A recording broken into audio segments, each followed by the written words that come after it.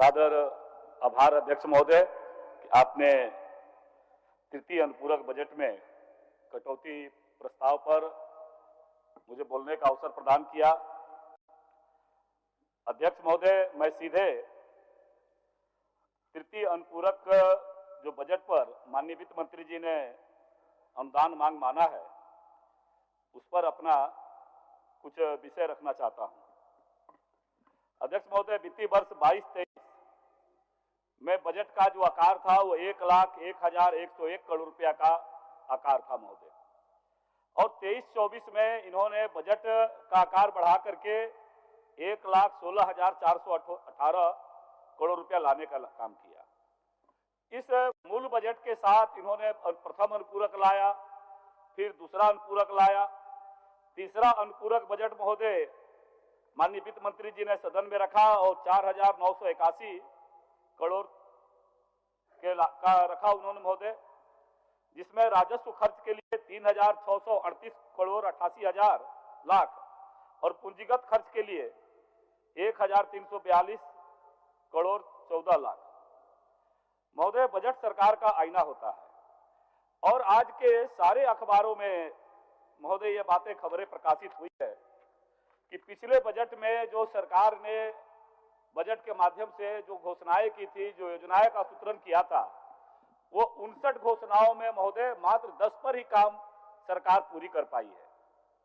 महोदय, इतना ही नहीं, तब ये लगता है कि जब 59 घोषणाओं में से मात्र आपने 10 ही घोषणाओं को पूरा करने का काम किया, तो ऐसे में फिर एक तीसरा अनुपूरक लाने का औचित्य क्या है महोदय?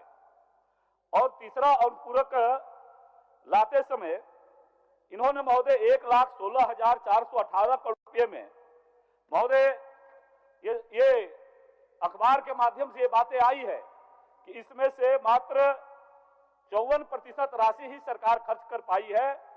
16,500 करोड़ रुपया हो सकता है सिलेंडर। महोदय 50% से कम राशि ये लाई है, और यही हाल विगत 3 वर्षों में माननीय वित्त मंत्री जी ने जो सदन के माध्यम से अनुदान मांग लिया है उसके माध्यम से ये इनका वित्तीय कुप्रबंधन का नमूना है महोदय। क्योंकि गृह एवं कारा विभाग के माध्यम से आपने मुझे रखने का अवसर दिया और वित्तीय वर्ष 23-24 के अनुसार विभाग के बजट का आकार 1,315 करोड़ 25 लाख रुपए था। जनवरी 2024 तक मात्र इन्होंने 487.37 करोड़ रुपया ही महोदय इन्होंने खर्च किया है, यानी 37% मार्च ही खर्च कर पाए हैं, और अनुपूरक के माध्यम से इन्होंने 97 करोड़ 67,27,000 रुपया महोदय मांगा है। और वह भी गृह विभाग, सभी विभागों की अपनी अपनी राज्य के निर्माण में भूमिका होती है, लेकिन गृह विभाग और वित्त विभाग, ये दो विभाग महोदय ये राज्य के व्यवस्था का एक प्रमुख केंद्र बिंदु होता है। और अध्यक्ष महोदय, गृह विभाग जैसा विभाग जिसके ऊपर राज्य की, देश की आंतरिक और बाह्य सुरक्षा के जो खतरे हैं, जो लोग कष्ट में होते हैं, उसका समाधान करता है और ये बैकबोन है महोदय राज्य का। और माननीय वित्त मंत्री जी जब अनुदान मांग मान रहे थे और इस वर्तमान में झामुमो, कांग्रेस, राजद गठबंधन की जो सरकार है, उस सरकार के कुप्रबंधन के बारे में बयान देते समय हमारा नजर महोदय पिछले दिनों माननीय वित्त मंत्री जी ने एक बयान दिया था महोदय, उस अखबार के पन्ने पर गया और उन्होंने कहा था, एक पुस्तक का विमोचन करने, बाबूलाल के शासन काल में बेईमानी नहीं थी महोदय, बाबूलाल के शासन काल में बेईमानी नहीं थी, आज वित्तीय प्रबंधन के अभाव में सही तरीके से राज्य का नहीं हो रहा है विकास। डॉक्टर रामेश्वर उरांव जी महोदय सच्चे आदमी है। माननीय वित्त मंत्री जी अपने दर्द को किसी न किसी माध्यम से व्यक्त किए हैं, सच्चे आदमी है, राज्य में प्रशासनिक बड़ा अनुभव भी रहा इनके पास, और जिसको लेकर के गालियां मिल रहा था महोदय, इसी सदन ने देखा है कि आदरणीय बाबूलाल जी के साथ क्या क्या हुआ है, लेकिन उनके शासन काल में वित्तीय प्रबंधन और बेईमानी नहीं होने का ये खबरें स्वयं माननीय सत्तारूढ़ दल के माननीय वित्त मंत्री जी इस भाव को कह रहे थे महोदय। और जब इस विभाग पर महोदय, गृह विभाग के बारे में हम जब चर्चा करना प्रारंभ करते हैं तो मैं अपने क्षेत्र के बारे में महोदय बताता हूं। इस राज्य के अंदर हालात क्या है आज।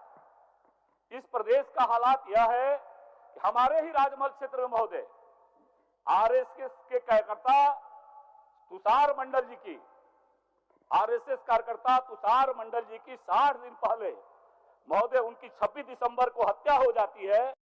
शहर बंद रहता है, लोग आंदोलनरत रहते हैं। 60 दिनों तक गृह विभाग, पुलिस विभाग, साहेबगंज पुलिस प्रशासन आज तक ये उद्भेदन नहीं कर पाया कि तुषार मंडल के हत्यारे कौन है और उनकी हत्या कैसे हुई है। महोदय ये गृह विभाग का आईना है महोदय, मेरे खुद के विधानसभा क्षेत्र में।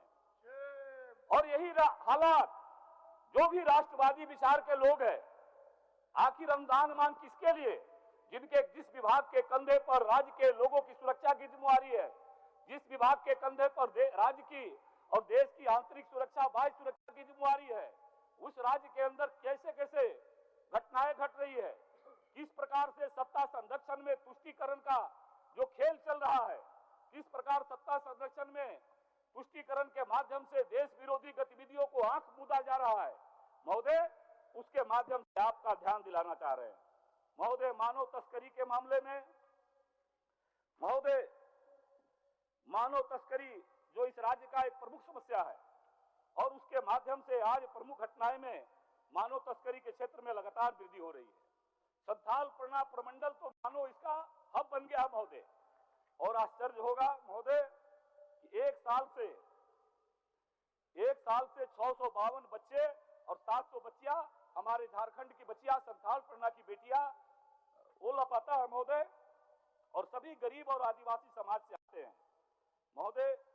यह सरकार खुद को आदिवासी मूलवासी की हितैषी बता रही है, लेकिन आदिवासी मूलवासी समाज की ही बेटियां आज दिल्ली, बॉम्बे में और मानव तस्करी का शिकार होकर के इस प्रकार के गतिविधियों में लिप्त रहती है महोदय। गृह विभाग के अनुदान मांग को शीर्षक महोदय बनाया है महोदय। आपके माध्यम से सरकार को बताना चाह रहे हैं कि आज जिनके कंधे पर जिम्मेवारी है इस प्रकार के देश विरोधी गतिविधियों को रोकने का, आज बांग्लादेशी घुसपैठियों का जाल इस प्रदेश में किस प्रकार के फैला है। दुमका के अंदर महोदय, इसी सदन में देखा है, दुमका के अंदर जब हमने इस मामले को उठाया था कि मेरे राजमहल के लोगों का वोटर कार्ड, नागरिक वैधता प्रमाण पत्र दुमका जिला पुलिस ने गिरफ्तारी किया है, मैंने महोदय जब सदन में उठाया, इसी सदन में सरकार ने मुझे उत्तर दिया और सरकार ने कहा कि इसकी सीआईडी जांच चल रही है। 2 साल बीत गया महोदय, लेकिन इस 2 साल के अंदर एक भी वैसे गिरोह के बारे में जो बांग्लादेशी घुसपैठियों को संरक्षण देने के लिए जो गिरोह काम करता है, उसका उत्तर आज तक सदन के माध्यम से सरकार ने राज्य की जनता को बताने का काम नहीं किया महोदय। किस प्रकार से आतंकी गतिविधियां चल रही है महोदय, किस प्रकार से इस प्रदेश के अंदर कानून व्यवस्था का नाबालिग बच्चियों के साथ जो दुष्कर्म की घटनाएं घट रही है, गोवंश तस्करी करने वाले समूह हमारे दरोगा को सड़कों पर रौंद करके पीट करके चला जाता है महोदय। इसी प्रकार से लगातार हम लोगों ने मांग किया, मैंने भी खुद साहेबगंज जिला का मांग किया था कि वहां की आबादी, कल की आबादी और आज की आबादी में बहुत अंतर आया है, उस आबादी के अनुरूप पुलिस कार्यबल के पदों की संख्या बढ़ाई जाए महोदय। लेकिन आज तक वो पुलिस कार्यबल और थानों की संख्या में वृद्धि नहीं हो पाया है महोदय। गृह विभाग ने के माध्यम से अनुदान मांग पर हम चर्चा करते हैं महोदय। पुलिस आयोग की मांग लगातार इस सदन के माध्यम से होते रही है महोदय, लेकिन उस पर गृह विभाग कोई गतिविधि अपना नहीं कर रहा है महोदय।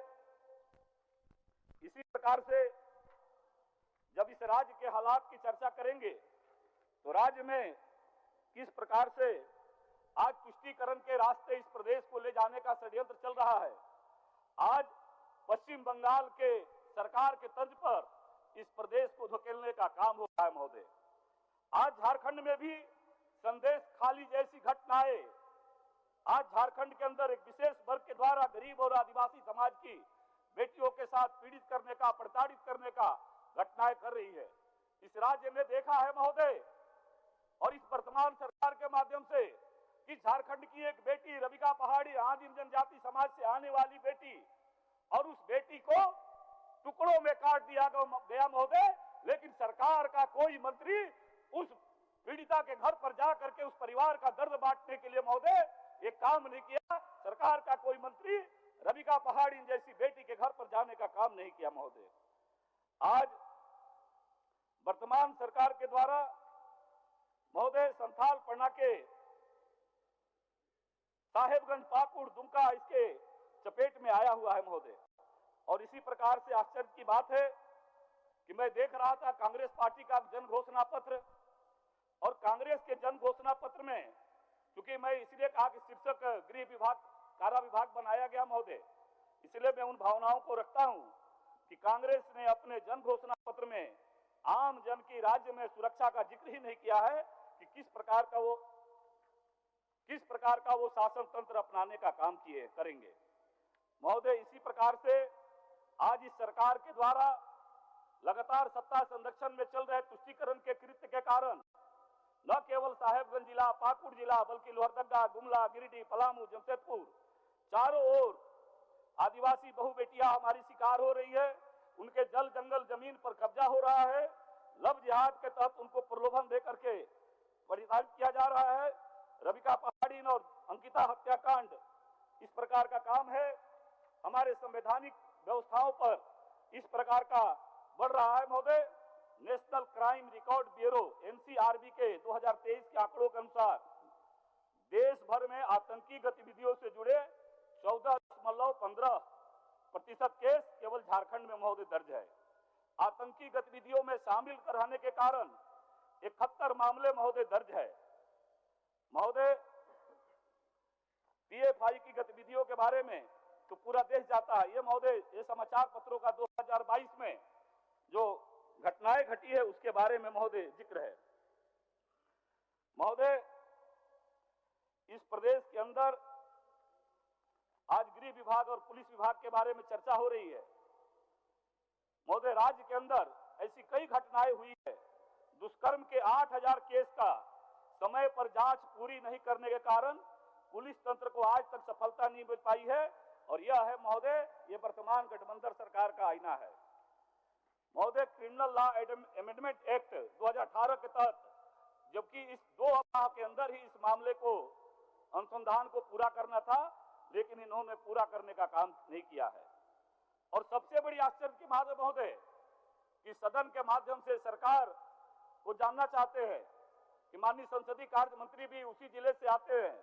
साहेबगंज जिले में 872 केस में कंप्लायंस रेट मात्र 14.84% है, और उसमें भी संथाल पन्ना के साहेबगंज, देवघर, पाकुड़ और जामताड़ा जिले के कंप्लायंस रेट महोदय और भी कम है महोदय। इस प्रकार की बातें, ये सारे आंकड़े एनसीआरबी के आंकड़े महोदय समाचार पत्रों में छपा हुआ है।